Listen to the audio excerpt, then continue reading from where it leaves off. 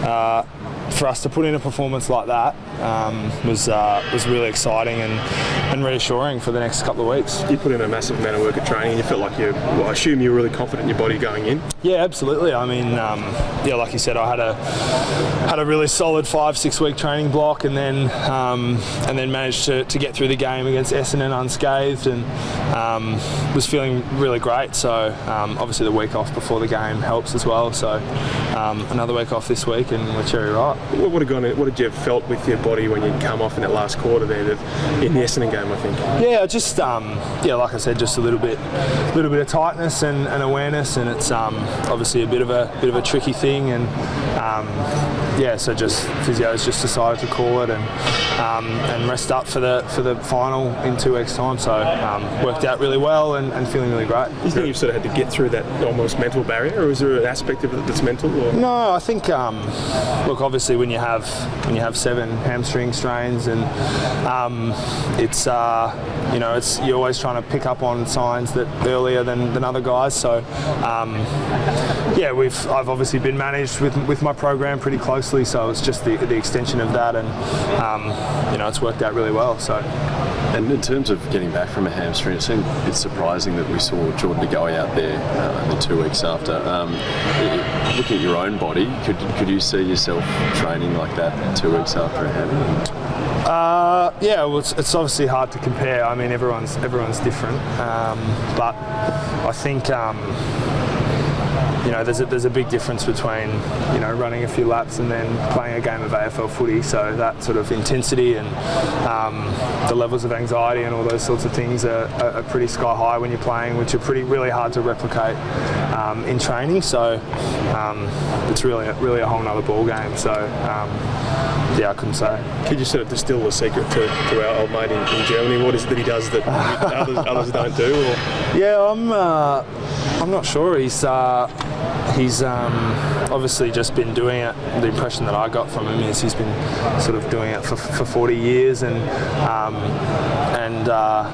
we're seeing, certainly in Australia anyway, like a lot more sort of hamstring injuries in our sporting codes, and it's to have someone like him who's been sort of dealing with these issues for 40 years. Back in the 70s and 80s in the VFL, it was probably a bit of ice it up and she'll be right. So he's sort of, there's probably a bit of a new wave of research going on, and he's just all part of that. So was it sort of the diagnosis or the program that he set there for you that you felt was? I think it's just another opinion. I mean, the fresh set of eyes does wonders, so I think that really helps. Is he still a chance, Das? I mean, you said you had 7. Should we be putting a line through Geordie, or you think he could maybe play? I've got no idea. I mean, haven't spoken to him today, but I've really got no idea. I couldn't say.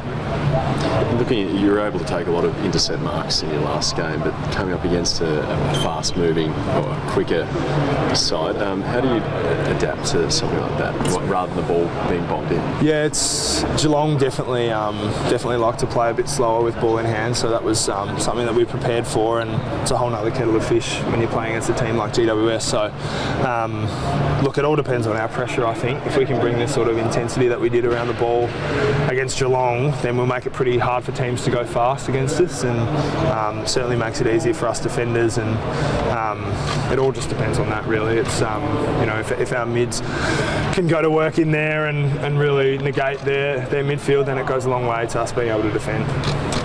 The times this year, I know you've played a lot more games, but this year where you thought, maybe I won't get to the finals, maybe. I mean, were there times there where you thought, another hamstring, or were you always confident about getting to the end of the year? No, not really. I mean, my strain in whatever it was, round 15, was pretty minor, so gave me plenty of time, and not really at all. I mean, the way the teams played, we really feel like we've established ourselves in our game style pretty strongly across the competition, so we're super confident and looking forward to it, and I'm no different. Your old man was in a bar in Manhattan, sort of watching. He was, yeah. You've got the good Glenn mail. McFarlane was there. Oh, really? Yeah. Oh, there you go. Yeah, he was just doing a bit of business in the States. So, I think it was like 5 a.m. or something in a pub in New York he watched the game from. So, he was pretty stoked. You get linked to all different clubs and your contracts, but it seems like you're just a bloke who wants to stay at Collingwood for as long as you can. I do, don't I? It's interesting, isn't it? I get spotted at a cafe in a suburb, and all of a sudden I'm getting traded. So, yeah, no, I'm stoked and super excited to be here, and yeah, it's obviously a great club, and we've got a huge following, and we're really feeling the love, you know, the last couple of weeks, and I'm sure we'll feel it this week and hopefully next week. What is it about this club that people just want to stay here?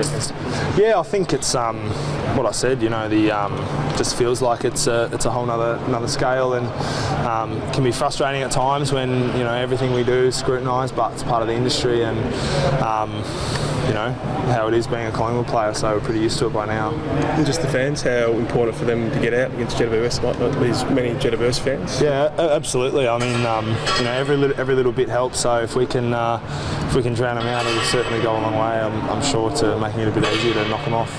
You mentioned all the bells and whistles and what goes with being a Collingwood player. Is it potentially an advantage for you at this time of year? Because you guys get hit up every Monday. There's cameras here and microphones. It's water off a duck's back a bit. I think so. I think even during the year we really feel we have a lot of games, certainly at the MCG, that really feel like big blockbusters, and that sort of big game experience is something that you can't really buy and you can't really artificially produce. So I feel like we've got exposure to that, and then even our experience last year playing in all those finals and some of them absolute classics, that just it goes a long way to sort of preparing you for games like this. So for us, it's, like I say, a little bit water off a duck's back. We're used to the attention, we're used to the big crowds, and we're just excited. We're just excited to play, and the sort of group that we've got are guys that really stand up on occasions like this. You know, we don't get overawed. So I'm sure the boys will be ready to bring it.